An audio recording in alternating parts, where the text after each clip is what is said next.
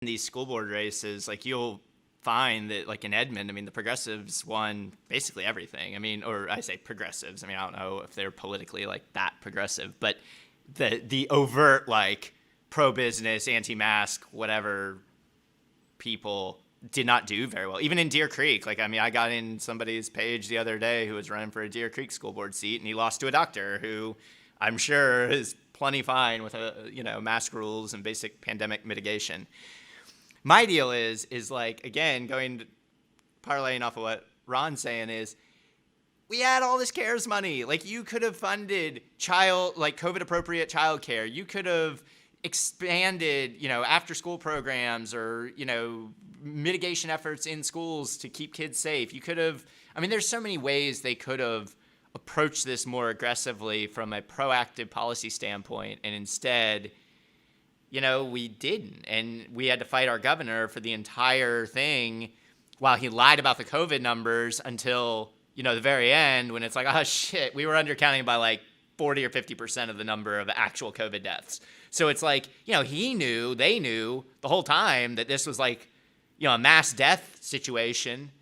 And, gaslit us for 8 months about how COVID's not as serious as we think, even though like everybody has a friend or a family member or somebody they know that is or was dying from it.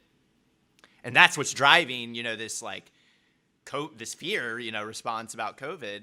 So instead of addressing any of that, we pushed it into mask fights and right. And I think that you just like hit the nail on the head about like why even progressives are so engaged in this mask fight. I mean, it goes like beyond we think masks are better to help prevent COVID. Like this is a necessary requirement. It's not an infringement on your rights, and all of that. But I've seen so many progressives and people who are, middle of the road be heartbroken over the fact that they view people who don't wear masks as just simply not caring.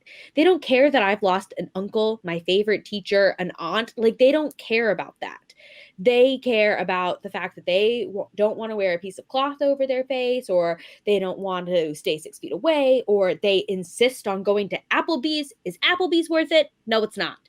And so I think that even for the left, this is such a like grab on moment because it just seems so heartless. Like it's even become an emotional argument for people on the left as well as people on the right, because it has come to symbolize whether or not you care about your fellow human being, whether or not you care about your neighbor, whether or not you're willing to put yourself above everybody who's lost a loved one to COVID. I mean, I have this grand desire to bring back like mourning clothing, because if we could see for one day in this country, if you wore all black for someone you lost to COVID, what our streets would look like that day, it would be terrifying. It would be terrifying. It would be sobering. And so I'm like, if we just could like be like, June 27th, this is what we're doing. And then to have those numbers be like seen publicly would be so shocking. But I could swear all those mask people who don't want to wear one would be like, they were sick anyways. Like I've been told yeah, that. yeah. It's like it's just heartbreaking. So I even feel like the left can like latch on to this very emotional, very anger inducing argument of these people aren't caring. Yeah. Yeah, and that is in part and parcel of the entire conservative movement, which, as you all know, I say quite often, I find completely legitimate. But the part and parcel of it, of rugged individualism, right? And it's easy as to why that is a necessary element for a plutocratic class. If we're all rugged individuals and I have $1 billion and you don't, then help yourself, do what you can do, but I got $1 billion, right? Yeah. So there was an article last year, I believe it was Time, I forget the publication, but it was Time magazine, it was a Canadian guy who wrote something, I mean, it was just a great article, wrote something so prescient. He said, America's a country where nobody owes anybody anything. I don't owe you healthcare. I don't owe your child education. I don't owe you the basic courtesy of putting on a simple fucking mask if it'll save your life, right? And once again, that is a requirement of that side of the aisle to maintain this dystopic existence, as it were, where we have to watch people scream about a simple mask, comparing it to Nazi Germany, which is asinine on its face, but not complain about the actual quality of the education, which is some of the worst in the modern fucking world, the developed fucking world, right? So yeah, the I I have to think there is some way of having the conversations of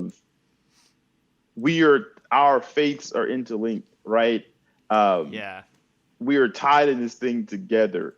And I don't believe that the rugged individual dickhead caucus, they're not very large, they are very loud, right? So I have to believe like most people actually care about the quality of education in the state, even if they don't have kids, right?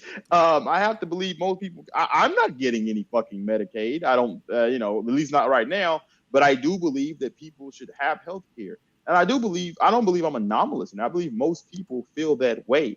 It's just that, again, purposely, we so fucking slash government at every cost. We've gotten to a point where people, that's not even to ask a lot of the times anymore. Like I was listening to Chomsky on Ezra Klein's podcast, and he was like, I don't see why it's fucking $15 an hour. I don't know why they're not asking for 30. Right? Yeah. time for 25. Yeah. Yeah. Like we're such a society of like people don't even like after the destruction of government brought forth by the ruling classes by and through engaging in these culture wars, individuals don't even think that government can provide these things, right? And if they don't think that government can provide these things, then you get into, well, you have to do it yourself, and you don't. You don't have to do these things yourself. You can't. I mean, that's the thing is you can't. You can't stop paying. Like we learned the hard way this year. Right. Like nothing but a global effort can even begin to like barely stymie a pandemic, right? Like nothing other than a substantial global effort. But we have to get to a place of our fates are intertwined and we are invested in the well-being of each other. And really, the culture wars, that is their primary purpose, divide and conquer, right? If we can just get enough of these people to say, my value is, in my mind at least, is tied up into that person's oppression. You should read Dying of Whiteness by Jonathan Metzger. It's like, so you don't want the immigrants to have, you willing to not have health insurance so the immigrants don't get it. That's what you're telling me. Yeah. So it's like, it's insanity, but like completely irrational.